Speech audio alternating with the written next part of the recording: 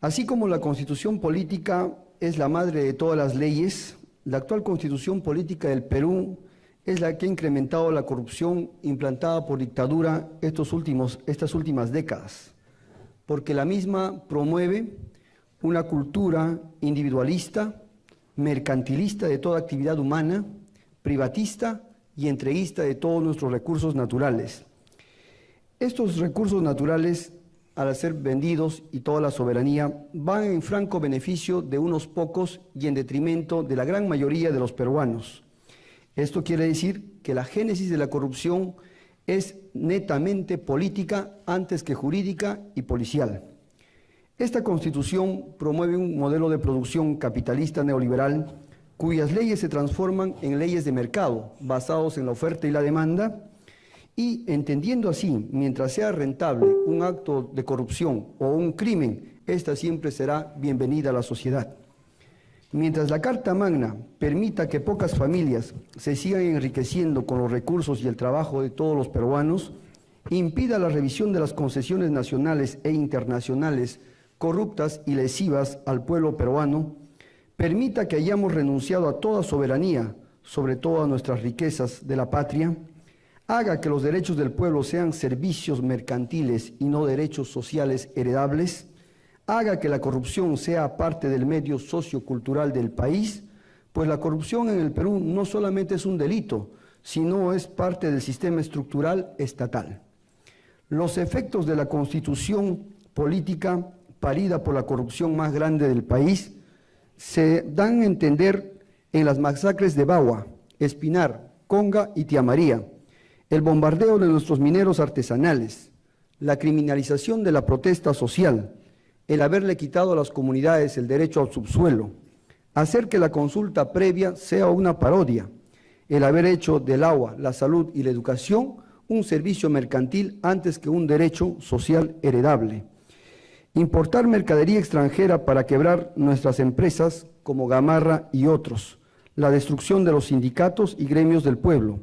También son efectos de la corrupción los 2.700.000 analfabetos que en pleno siglo XXI tiene el Perú, el 80% de los niños anémicos en la zona rural, las AFPs que explotan a todas nuestras juventudes, nuestros jóvenes migrantes al extranjero, la pérdida de nuestros principales recursos naturales, la concesión indefinida de nuestras carreteras, puertos, aeropuertos, corredores aéreos y ferrocarriles, el ingreso de las tropas norteamericanas al país, la inseguridad ciudadana, el terrorismo y el sicariato, que es un negocio redondo para algunos, el sueldo irrisorio que pagan a los maestros en el sector público, el último lugar en comprensión lectora que tiene el país, el narcoestado que se ha instalado a nivel nacional, regional y local, la concentración de medios del país, la televisión basura que daña la mentalidad de nuestras actuales y futuras generaciones, que haya aumentado la deuda externa, entre otras cosas.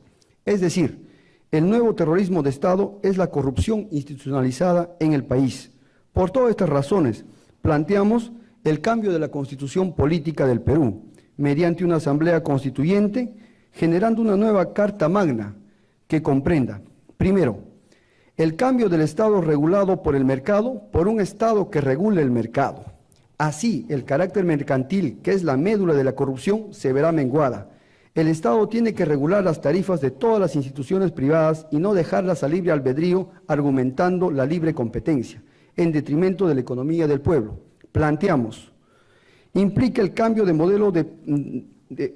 modelo neoliberal por un modelo socialista peruano, acorde a nuestra realidad, donde se cambien las leyes de la oferta y la demanda por principios y valores. Segundo, cambio del Estado centralista que beneficie económicamente la iniciativa privada por un Estado descentralizado que beneficie al sector privado, público y comunitario.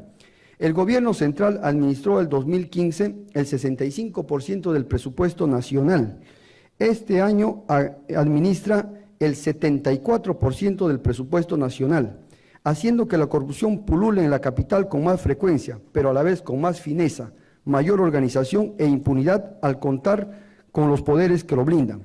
Planteamos la creación de una república federal con lo que cada región tendrá una dirección que astutamente la corrupción y el centralismo no ha creado, como sí creó para todas las dependencias ministeriales. Me refiero a la Dirección Regional de Economía y Finanzas en cada departamento, que hoy día no existe. Esto implica una profunda reforma y moralización del Ministerio de Economía y Finanzas y la descentralización fiscal y tributaria. Tercero, cambio del Estado vigilante supervisor por un Estado interventor, planificador, innovador, empresario y protector de sus trabajadores. Planteamos fortalecer el Estado. El Estado, mientras no recobre su fuerza, la corrupción irá ganando terreno e irá desintegrándola, como hasta ahora, haciendo que poderes de facto dirijan las riendas de nuestro país y no el presidente electo por voto popular. La debilidad del Estado ha conllevado a que los arbitrajes en el Organismo Supervisor de Contrataciones del Estado, UOCE, en más del 98% ganen las empresas privadas, no solamente para darles la razón, sino imponiendo multas astronómicas que son repartidas entre el empresario y el funcionario corrupto. El OCE, por tanto, debe ser reorganizado totalmente. 4. Cambio del Estado acumulador que favorece al empresariado transnacional atentando a mejoras salariales por un Estado redistribuidor de la riqueza que favorezca a los trabajadores mejorando sus salarios. Planteamos, la riqueza acumulada en reserva supera los 60.000 millones de dólares en este momento.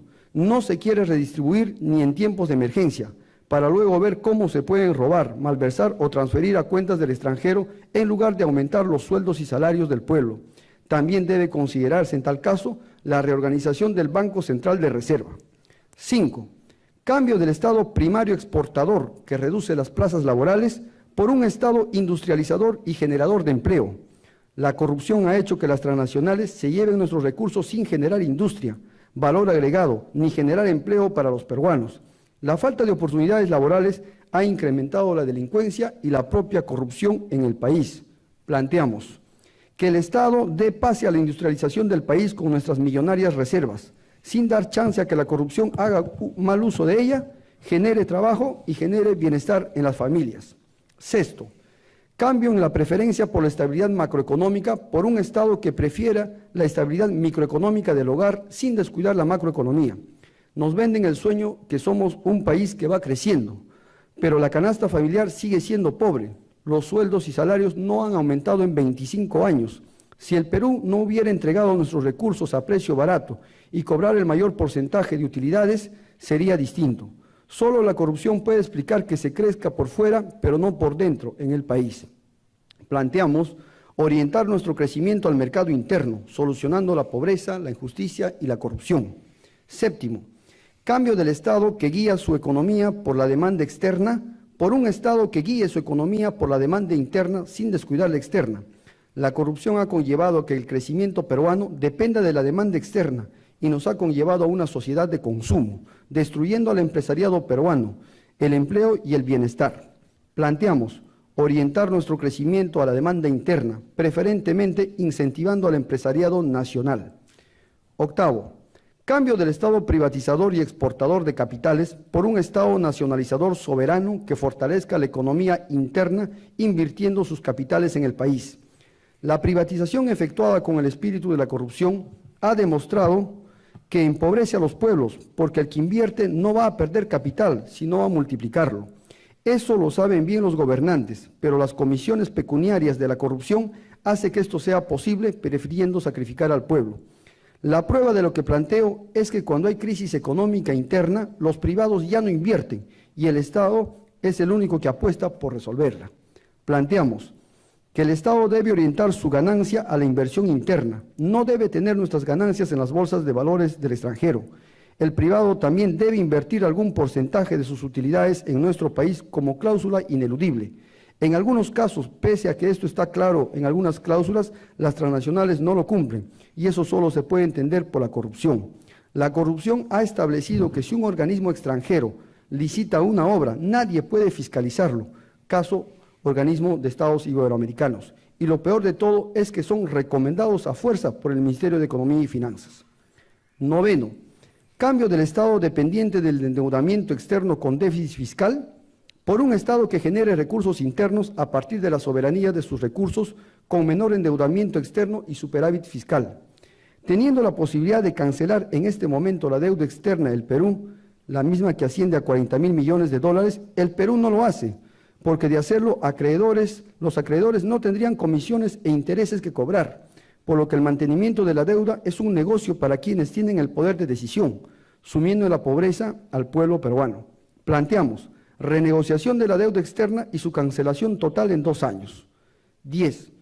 Tras el cambio de la nueva constitución política del país, debe cambiarse prácticamente todas las leyes, el Código Penal, la Ley Orgánica del Poder Judicial, la Ley Orgánica del Ministerio Público, entre otras, haciendo que los jueces y fiscales ingresen a la magistratura por voto popular. También deben cambiarse la Ley de Normas Generales, Procedimientos Administrativos, Ley de Contrataciones del Estado y otras más. Así estamos seguros que en el Perú, cambiando la Constitución es cambiar el espíritu de la patria. Y no es dable hablar de reforma, sino de una Constitución nueva, puesto que un artículo está siempre anclado a los subsiguientes o a los anteriores. Y esa es la razón por la cual se necesita una nueva Constitución política del país, para que a partir de ahí, con el espíritu nuevo, se pueda legislar en todos los sectores necesarios. Muchas gracias.